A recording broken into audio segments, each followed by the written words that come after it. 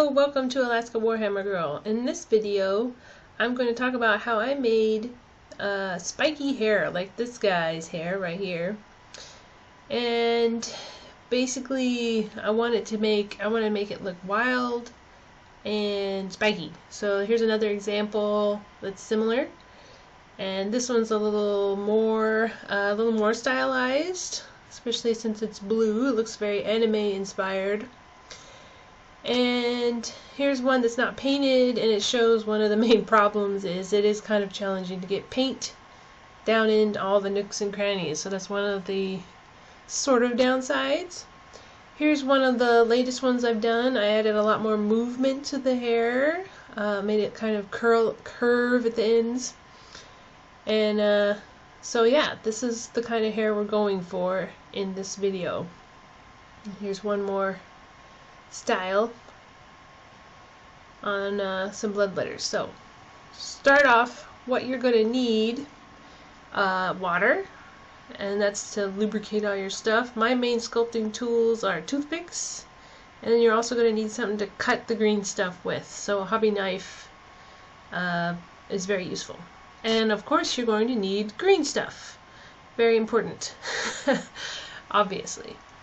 So, to start with, I mix up some green stuff. It's pretty straightforward. All you gotta do is grab 2 pieces of equal-ish size and mix them together and until it looks a green color. Ta-da! Green stuff! And it's gonna be pretty soft when you first mix it up. So what I do is I get some water, I put water down on the table, and that keeps it from sticking. Water keeps it from sticking to the table and to your fingers and to your tools.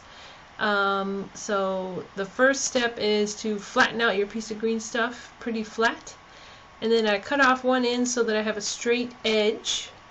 And then for my first piece of hair, I'm going to show this method is to kind of pinch the ends into points, and then take my toothpick and pick it up by the middle of the piece, and that way you're actually getting 2 pieces at once for this specific way. And another way of doing it is to do it 1 piece at a time, picking up each like long triangular slice that you make and sticking it on in bunches. And this is just to show exactly what I'm doing later on when I'm actually working on the model itself.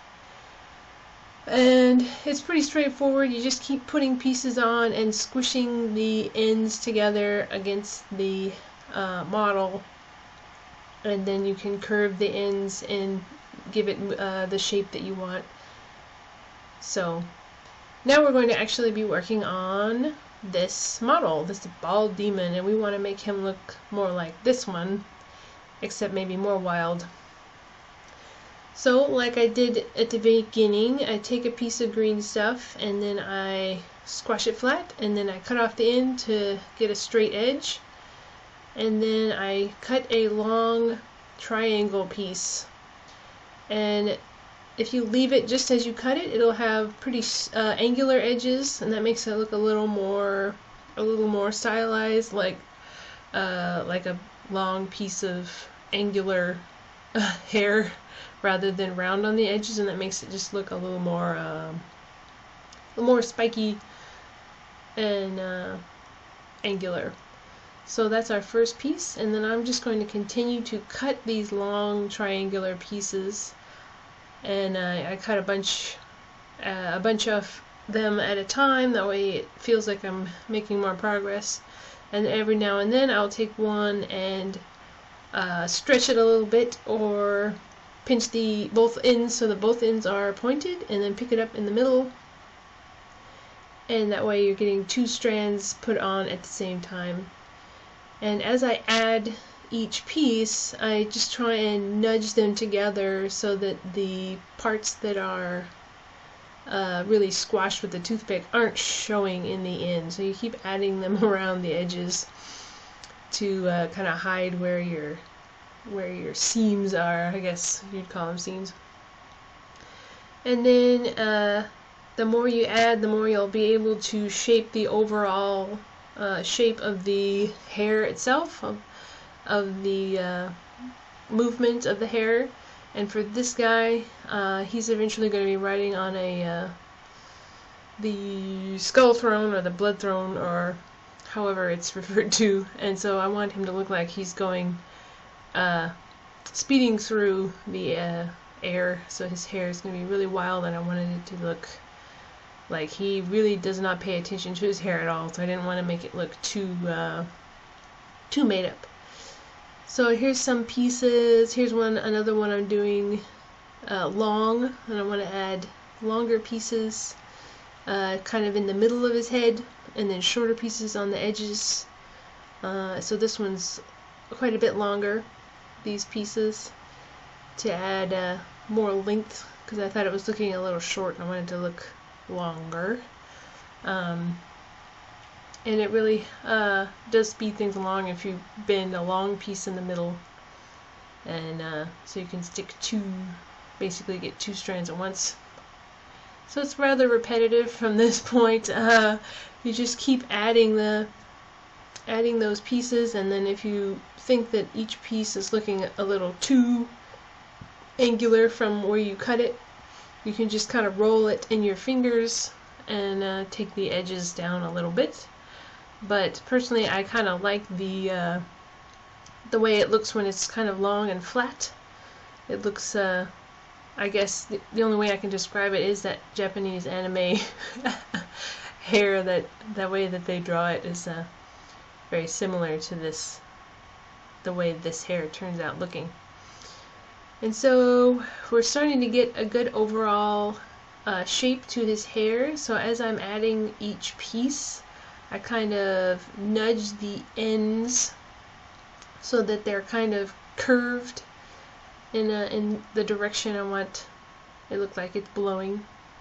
So here I'm adding shorter pieces to the front to kind of disguise where the green stuff ends and his head begins.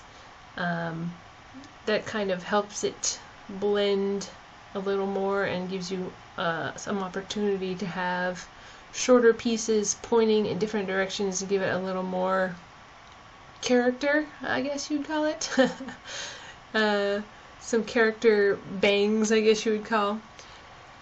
And I'm also adding short pieces around the backs of his horns as well to blend the transition from the horns to the hair a little more, just to make it look a little more ragged and wild, as I want his hair to look as crazy, but kind of feral and crazy but cool at the same time.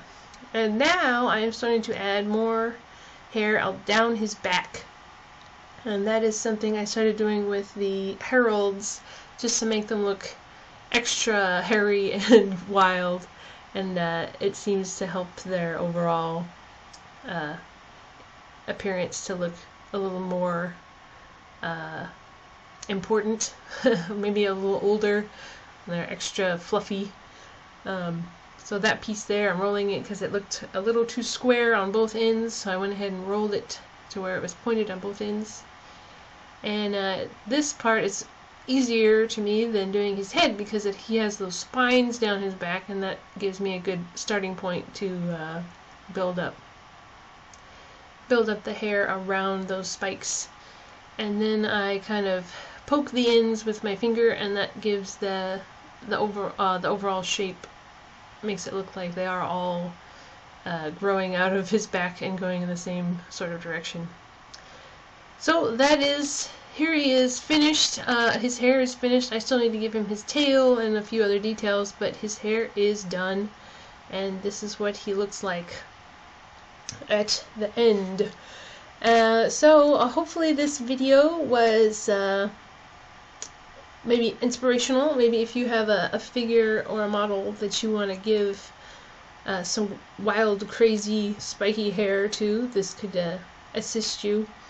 And if you have any questions or comments, please feel free to leave them in the comment section.